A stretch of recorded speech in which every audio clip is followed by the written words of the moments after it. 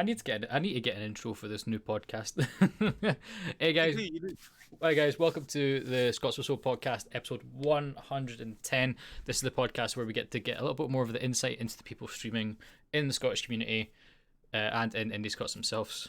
Our guest this week is the one and only Prince of Baldness, the founder of the Church of Stubzianity, Mr. Stubz himself. How you doing, Stubz? Tired. Burnt my tongue just 10 seconds ago. So You did, yeah, yeah. very Yeah. happy boy. Yeah. Yeah, yeah.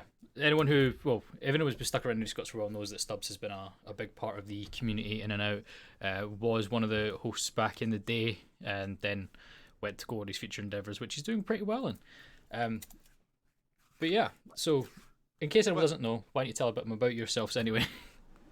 You say pretty well. I was a mixer for a little bit. We'll get into that later. That's gone great. But yeah, a couple failed endeavors here. I had my own podcast. That rest in peace. But yeah, there's been some interesting endeavors. But hey, I've enjoyed it. It's been fun. I enjoyed my time. I was what do you guys call it? One of the admins of IndiScots, I suppose. Was it peers? I don't know if he's changed the name. I can't Oh, it's still remember. Pierce. Nothing's changed there. I was a peer for a while, but I was the man that came on and would cause absolute carnage every time I came on Scots with Soul, and eventually Thrust was like, "Get the fuck out of here!" I was like, "All right." He doesn't like a voice louder than him on Scots with Soul, so it's He's, fine. don't know what he's doing these days. He's COD is working on some things behind the scenes with IndiScots, hence why I'm taking the podcast in a slightly different direction. I've also noticed now when I bring up my questions, my face gets 10 times lighter, so that's going to be an interesting thing to see in watching this back. But anyway, I just noticed a big shine on my head now that the lights on. So yeah, tell us about what got you into streaming. Honestly, like I've always been obsessed with like content creation. So like I back in the day I used to watch a lot of like Hutch and like the older COD commentators, even Wings of Redemption, the greatest streamer of all time. He's a very happy man. If you know any of his content, then he's happiest guy alive. And before FPS Russia done gun shooting, I suppose, and then eventually got arrested and lost all his guns. He also done COD videos, all those kind of old school guys. I love that, like, just record gameplay, even if you were shite, like Woody's gamertag, and just talk shite over it. I loved it, even from a young age. And there is actually old videos of a 14-year-old me doing COD 4 videos, which Did you have the beard? No, I got the beard when I was 15. I could grow it back then. I didn't have it back then, and there was no face cam. No, you didn't show that shit.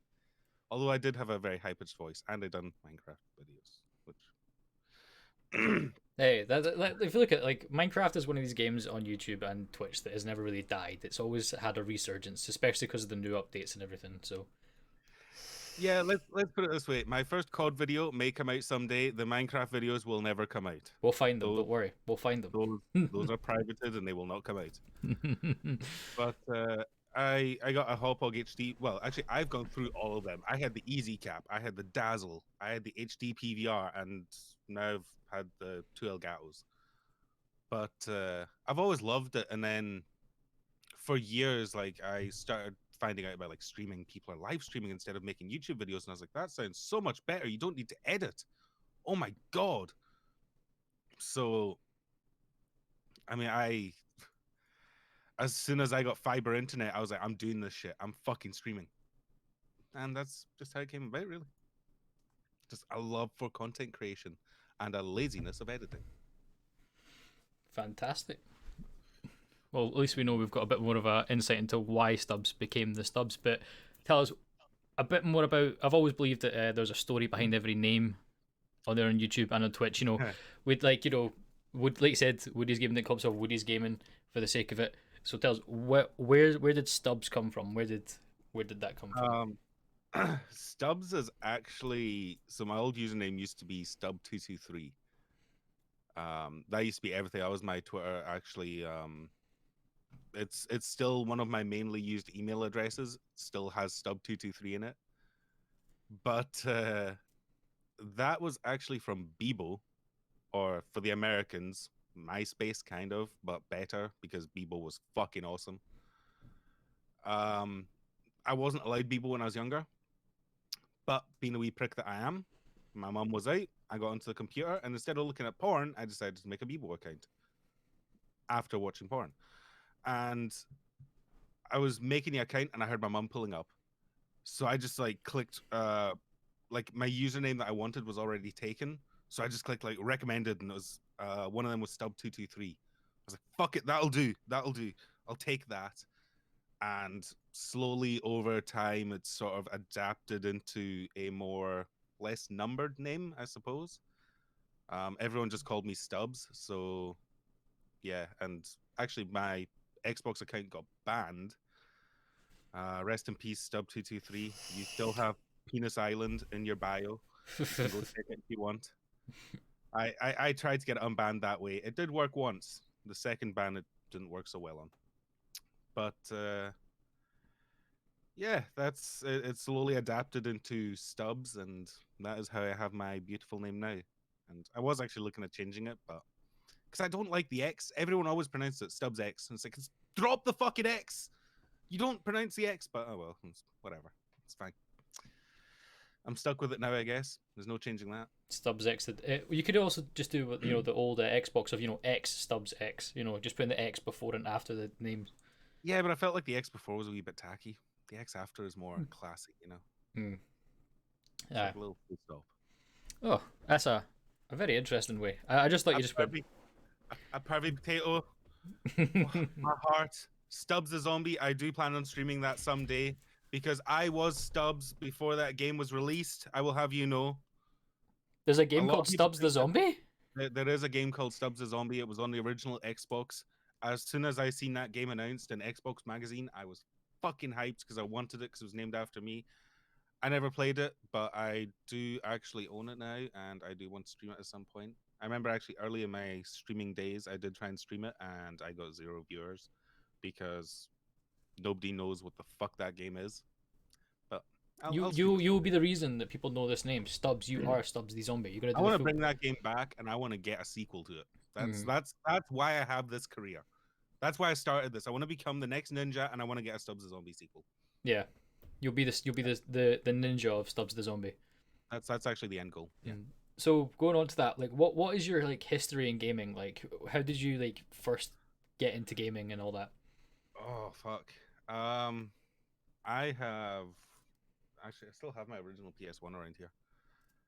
I think back in like years ago, I think I was like 3 or 4 maybe.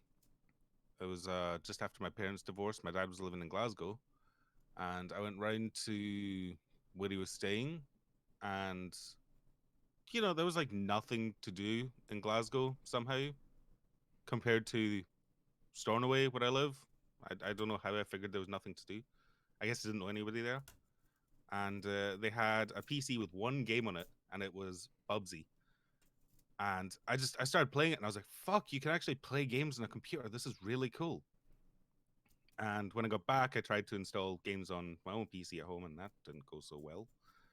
It was a shit PC, and that's when I learned, you need better PCs to play better games. But I think a couple months after that, my uncle was moving to New Zealand, and he couldn't be fucked taking his PS1, so he gave me my PS1. And I've still got that PS1 to this day because I fucking love it. And there was so like, I don't know, it just opened like a whole new world. And now I got Game Boys, and I got a Dreamcast, and it's just became an addiction from there on of just I need every console to the point where I want to buy an Xbox One X.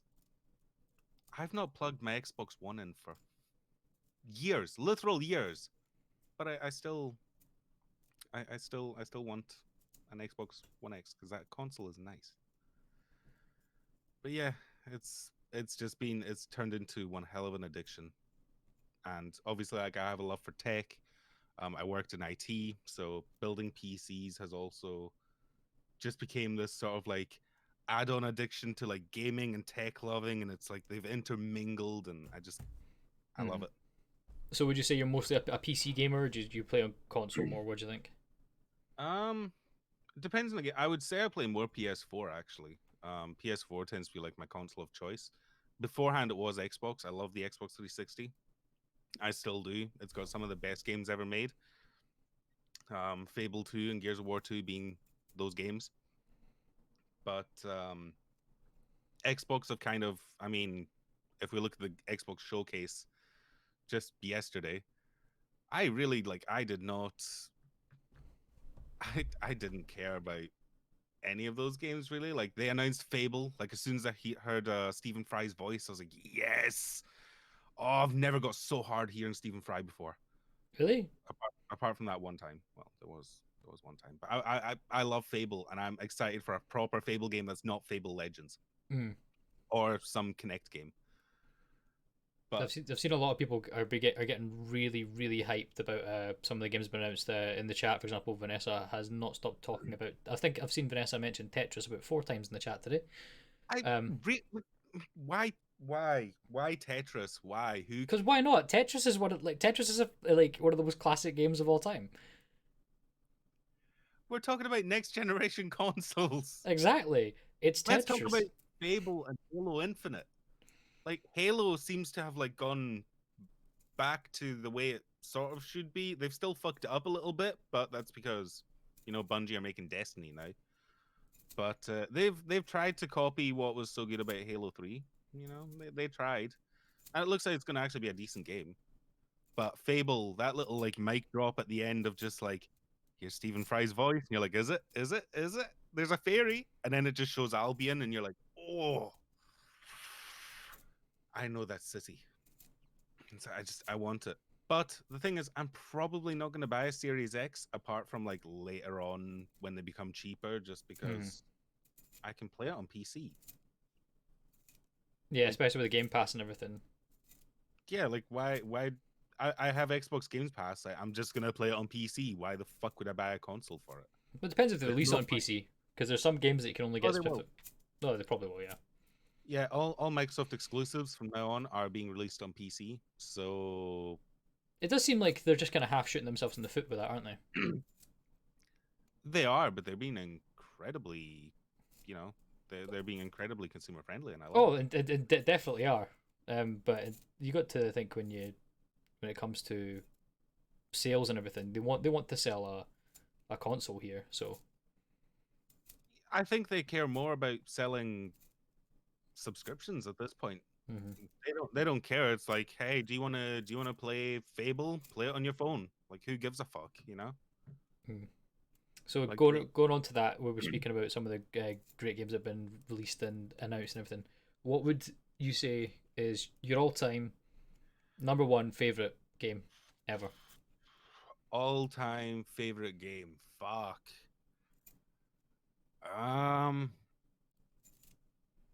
Oh, there's so many that come to mind. It's like different categories, I guess. Like multiplayer, you have like COD 4, obviously. I fucking love COD 4. Not Modern Warfare Remastered. No, that was a disgrace. COD 4, Modern Warfare on the Xbox 360. That game's multiplayer is fucking superior. Also, PC. But story-wise, I mean, I love Fable 2, Gears of War 2, and controversial one, Fallout 3. Oh, Not New Vegas. I played more Fallout 3 than New Vegas, and I preferred Fallout 3 for some reason. Mostly because I know that game like the back of my hand. So, But yeah, Fallout 3 was my first ever like dipping my toe into the RPG world, and that's a game that like sucked me in. I fucking loved it. You're quite big into the RPG and roleplay side, especially with your GTA roleplay as well. Oh yeah, we have Alexander Rusev. He's great. I actually wore a specific T-shirt for today, which was the Happy Rusev Day. Fucking love it. Yeah. So for anyone who doesn't actually know about the GTA roleplay, do you want to tell everyone a bit about that, what it is, and how it's all going? I mean, see, I've actually not been playing it for a couple of weeks now. I've kind of I kind of like burnt myself out because I was playing it straight for 3-4 months, something like that. So I've sort of like burnt myself out on Alexander's story at the moment. He became a cop, and then I just kind of hit a dead end there. But I'm trying to think of like a storyline that I could sort of work into it later on. He's a bit of a corrupt cop, as you know, but yeah, it's RP can be, if you really get into a character, it can be addictive. Um, and especially it all depends on like the server that you play on and the people that you play with. So you've got to get like good role play back in order to actually enjoy it. You can't be a really good role player on a really questionable server, and you're role playing with other people who don't know how to role play, because that really ruins the feeling of it. But if you get into a server where everybody knows how to role play, the rules are well enforced, and there's people that you get on with, you really can have a really good time. There's also downsides to it, because there's a lot of people that take it very seriously. So the last server that I actually played on, there was a guy who permanently left. He had to permanently leave the server, which I didn't mind, because I got a free car out of it, a very nice car for it, like a 60,000, no, not even that, 100 and something thousand pound car for fuck all, because the guy had been outed as a snitch. Like it was found out that he was a snitch, and everybody just cut him off. And the dude was like sitting in the middle of the city crying, giving away all his cars, because he was known as a snitch, so there was nothing he could do. He was just getting stabbed on sight. Nobody'd work with him, so there's nothing he could do. So there's like downsides to it that way. But I didn't mind. I got a brand new car, and then I got banned less than 24 hours later. That's very fun. So there's quite a few servers out there. Is it all, are they themed, or is it just more of a you join in and do whatever you want? um, with 5M at least, there's a lot of different like types of servers. So you have the hardcore servers that I've played on them. I actually quite enjoy them. A lot of people don't like the hardcore servers. I don't mind them because it makes you play more realistically. So it's a case of like, you get caught with a gun, you're going to jail.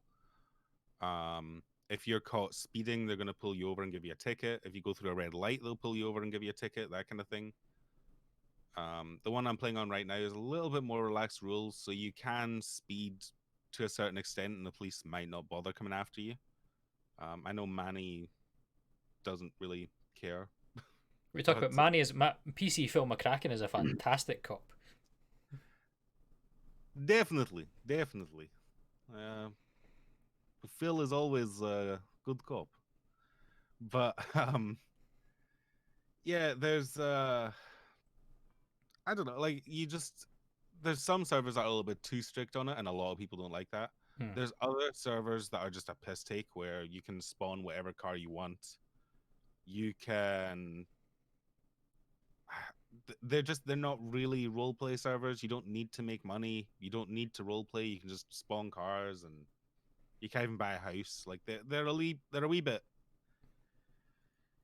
I don't know. They're just questionable. Like I wouldn't consider them RP servers. I just consider them GTA Online with a mod menu and a little bit of roleplay to it. But it all depends on your preference. I mean, there's servers out there that can have. I think there's one that I think its max player number is like 1,000 and something, which is like a fucking nuts number. But there's not really any roleplay to it, because people can spawn whatever car they want, so it's just absolute carnage. But they call it a roleplay server, so that's up to them. And you said you've not played that for a couple of weeks just because you got a bit burnt out and stuff. So what have you been playing on your channel? On my channel, I've actually gone back to my roots, and I've been playing a lot of story-based games. I For long enough I was playing Apex, and I burnt myself out on Apex, and off stream I've been playing a lot of Destiny, and I know I'm going to burn myself out on that too, because I've been playing a lot of Destiny. Trust, shut the fuck up. But, on stream I've been playing, at the moment I'm playing through Watch Dogs 2, which that's just because I'm sort of looking forward to Legion. Legion I know is going to be nowhere near as good as it looks, because it's a Ubisoft game, and they make every game look fucking incredible up until it's released. Well, actually, like if when it comes to Legion, when we and the rest of IndiScots went down to Insomnia last year, we got to have a good look at Legion and see some gameplay, and it looks not bad at all. Like, it looks fun. See, it looks amazing. Like they've released the most recent gameplay trailer, and I'm like, it looks incredible. It's got everything because Watch Dogs 1 was eh. Watch Dogs 2, on the other hand, is an incredible game. Hmm. You've got the proper option of like, do you want to go in stealthy or do you want to go in guns blazing? You get the full choice, which I always try stealth, usually ends up badly, end up Hmm. blowing everybody up. So far, my character only has like one death Hmm. by his hands, although there has been a couple thousand people who have randomly died around him. He did not pull the trigger, so that's what counts. My Marcus is a clean man. He's never murdered anyone on by his hands. But Manslaughter, on the other hand, is a well, more calling a hitman, Hmm. but they can't trace it back to him. So it's fine. It's That's fine. fair. Yeah. I did bring up your channel and story based games because recently I also realized you completed the Uncharted Nathan Drake collection. I'm only want to talk because I also recently just played through the Uncharted collection. Yeah, that was a lot longer than I thought. It's not the longest series I've ever done. Mm-hmm. I thought towards the end I was getting a little bit burnt out of like, I love this series, but I don't want to continue playing the same fucking game continuously because like all the games, as much as like moving to the next game, the graphics upgrade, the gameplay Mm-hmm. feels so much smoother. There's big improvements with each Did you play game. Uncharted 4? I did, yeah. Yeah, Uncharted 4 is holy it's yeah. I fuck. was That game is good. I've like I went into playing this completely blind. Same, So yeah. I didn't have anything. yeah, and Uncharted 4 was just, oh, it was so much different, and it was the same game, but it was like, for me, I don't know about you, for me the combat just felt so much Oh smoother. yeah, it was. There was it in Uncharted 4? There's a scene when you can hit someone with a fish, Yes, and yes, that that was because I was fighting in the mart, and I seen the giant fish, and I was like, they've got environmental things here that if you're close to a bottle, he'll grab the bottle and smash it over someone's head. Mhm. He'll grab a brick, he'll smash their head into a table. Like I love that small effect that just Yeah. made it feel more realistic rather than just punching someone up against a wall continuously. Hmm. And it was little things like as soon as I seen that fish, I was like, I need to hit someone with that fish. So I was fighting next to it. And eventually he just grabs it and smacks him over the jaw with it. And it's like, Hmm. I love this game. I really do. Any game where you can hit someone with a fish, I love. Hence why I love Hitman 2, because you can kill people with a fish. It's great. If you But can't go, like, fishes are the ultimate weapon. Everyone needs to realize this for any game. Fishes are the ultimate weapon. although in Hitman 2, the best weapon you can have is a briefcase. The briefcase, if you played Hitman 2, use the briefcase. You underestimate its abilities. Hmm. That thing is a heat-seeking suitcase. Like you throw it and it'll go round corners. It will chase whoever you throw it at Hmm. until it hits them. It is fucking beautiful. Yeah, I will say, going back to Uncharted. However, that was one thing that I was not Naughty Dog. It was like, it was a bit annoying, but like, because I played it on hard. Oh Um, God, no! I played the story. Fuck that. oh, I'm an idiot. I said, yeah, let's play this on hard, and there's actually a bit I remember where an enemy was facing that way, takes a grenade and throws it. The grenade bounces off the wall and comes perfectly to my feet, and I was like, hmm. Yeah, yeah. I felt even playing it on regular, I felt like there was a lot of flashbacks to playing COD 4 and World at War on veteran difficulty, Mm-hmm. where it just seemed to be like more than 2 seconds in cover, grenades just spawn underneath you Mm-hmm. for no reason. Like that seems to happen quite a lot. Mm-hmm. But I do Uncharted was a great series. The only game that I spent longer playing was when I decided to do a full playthrough of The Witcher 3. which that was quite difficult to stay focused on, Oh yeah, definitely. Like, especially because I chose to do the DLC. oh, like I'm playing The Witcher off stream specifically because if I decided to stream The Witcher, I don't think I'd ever stop streaming The Witcher.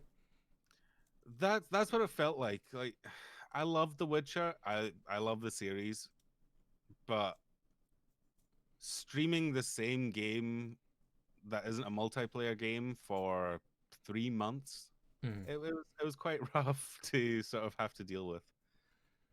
But The Witcher is a great game. Like I highly recommend it. It's just have a lot of time on your hands. I think I actually split that up. I had to stream something in between because I streamed a whole game in between streaming The Witcher because I couldn't play it anymore. Mm. It was just every day I was playing The Witcher for hours on end, and I can't remember who it was. Um, I think it might have been Lay This to Rest, who while I was streaming it turns up in my chat and goes, "Oh yeah, you're close to the end. You know what? I'm fucking finishing this game tonight." Mm. Streamed for 12 hours that night and got nowhere near the end. The next day, I called him a cunt, and he goes, "Oh no, when I meant you're near the end, I meant you're more than halfway.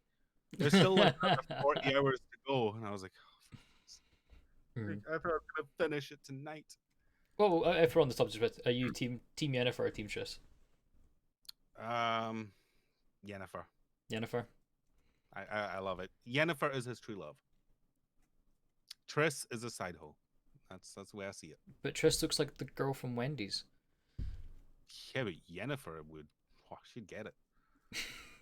She's got a unicorn that you fuck on the back of. What more do you need? What are they called? The unicorns that have three horns instead of one?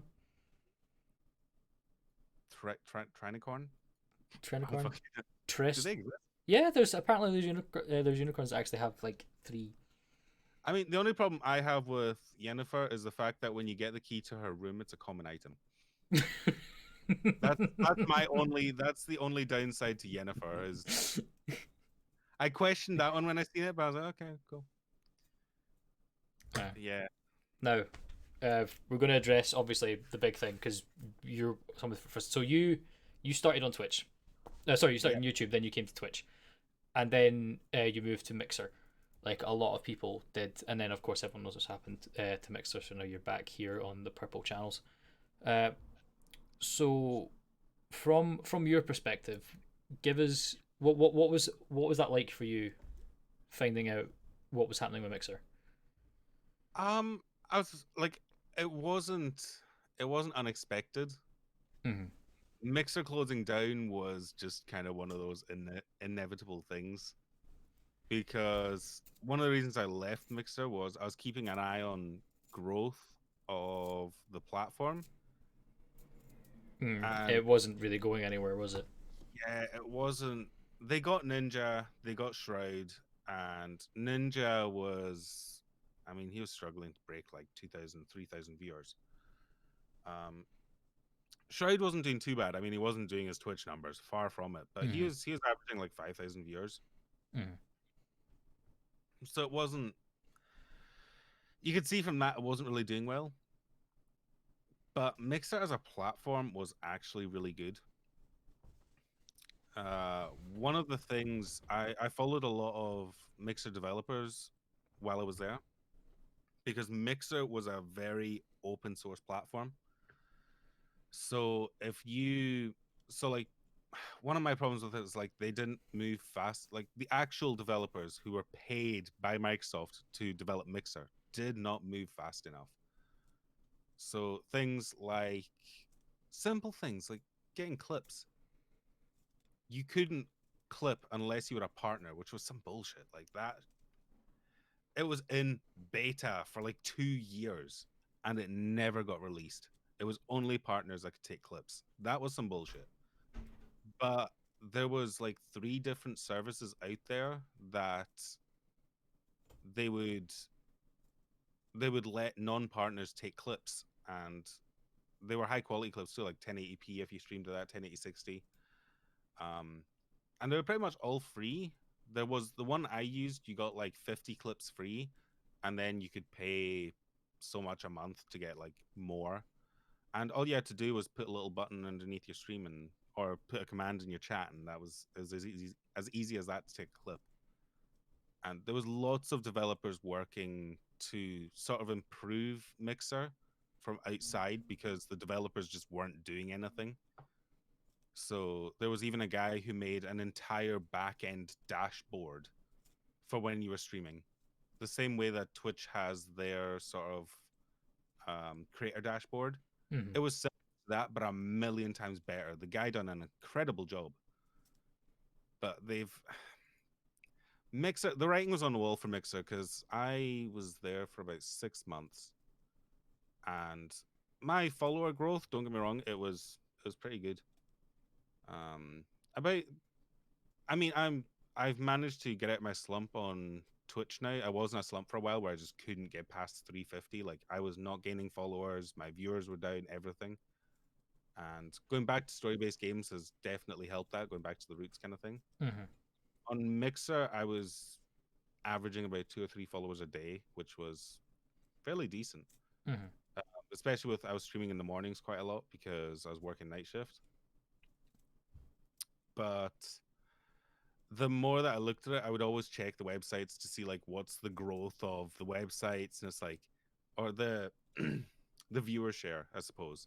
And it was like Twitch, pretty much all of it. YouTube gaming, the other half, and then Mixer and Facebook gaming were down there with 2 and 3%. Mm-hmm. Like when I started streaming on Mixer, Facebook gaming and Mixer both had 2%. By the end of it, Facebook gaming had gone up to 3% and Mixer was still at 2%. And I was just like, okay, so they've bought Ninja, they've bought Shroud, they've bought Ewok. Yeah, this isn't good. Like this has moved nowhere. Mm-hmm. Facebook gaming has grown more than they have, so it's just a case of like, nah. And one of the turning points was Matthew, or it's Scottish, actually tried to create an account, and he ended up tweeting at me to talk to me as if he was in chat because he couldn't create an account because you had to sign in with a Microsoft account and it would not let him sign in at all. So it So it was already kind of showing signs of, yeah, this is gonna be. yeah, it was like something as simple as trying to create an account was a hassle for him, and it was Mm-hmm. just like, like what is this shit? Like, nah. And a lot of the people that I'd met on Mixer had started moving over to Twitch, and it was like, you know what? Fuck it, I'm getting a rebrand. Um, One of my viewers and a guy I actually went to school with in Bulgaria, Nermo, he made me my beautiful SC logo, and I got a complete rebrand. And I was just after that, I was like, you know what? Fuck it, I'm going back to Twitch because Mixer is just it's not doing well. Mm-hmm. And I Because think you Microsoft, you came back before it shut down, didn't you? yeah, I came back in January, no, January, February, somewhere around there, Mm-hmm. because you could see that it was not, it wasn't looking good. It really wasn't. But it's a shame that's gone down because there was a lot of potential there. A lot of the Mixer developers, like the people that made plugins for Mixer at least, Mm-hmm. have moved over to making Twitch things now. Like I'm actually using a lot of them. I've got one called Twixer, I think it is. Uh, Twixera, and that adds like when you're in the chat, you can see people have their icons next to their name and stuff now, which makes Mm-hmm. it a lot nicer looking. Especially when you're a blind bastard like me, it's much easier to see a logo than it is to see a name Yeah. because I can't read when things are more than a centimeter away from my face. So little things like that, the developers are trying to sort of pour everything over to Twitch. Mm-hmm. There is some that they can't because Mixer had that. I can't remember what it was, but there was like a thing underneath your stream that you could add any button you wanted. So instead of having commands in the chat, you could just have a button underneath your stream. Mm-hmm. You could do everything from simple like social media, or you could you could have like social media or just commands that you could have in your chat, but instead it was just a button you could click under the stream. Mm-hmm. To some people had it so people could completely control the game that they were playing. Like it had integration for if you're playing on PC, you could have someone click a button and it would press a key on your keyboard, so it would fuck with the game that you're playing. Like I had a couple ideas of what to do with that, but I moved from Mixer since then. Mm-hmm. But there was so many great ideas there that just never happened because they just gave up on it pretty much. Mm-hmm. Same with their zero delay. That was incredible. Like Mm-hmm. Twitch, I know has a lower delay, Yeah. like low latency, but Twitch Mixer was just instant. Absolutely, like there was no. I could edit my stream by watching my live stream without having to look at OBS. I could move things about as if it Mm-hmm. was OBS. Like you could play a game through your stream as like a challenge, but it wouldn't really be a challenge because there's like a millisecond delay. Mm-hmm. It was great. So there's a few ideas there that Twitch could maybe take, but I don't know if they can do it. Mm-hmm. It just seems like Twitch are maybe just kind of setting their own thing. Yeah, Twitch are just kind of chilling.